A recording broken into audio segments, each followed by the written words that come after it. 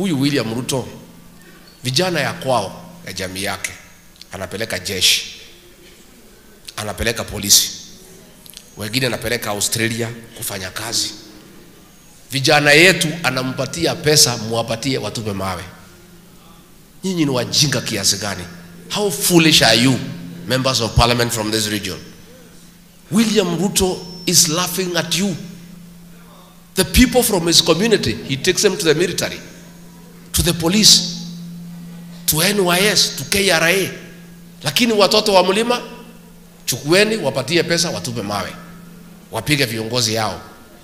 Wakimaliza na hiyo kupigana, wachukue hiyo pesa wakakunywa nini?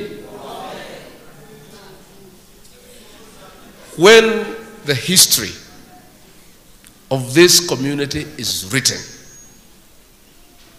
the members of parliament from this community will have a whole chapter of the most foolish leaders ever elected in the Mount Kenya region.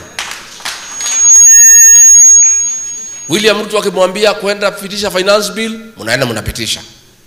Akimwambia ni mbaya, mnasema yesa. Akimwambia mwenda fukuza deputy president, mnaenda mnafukuza.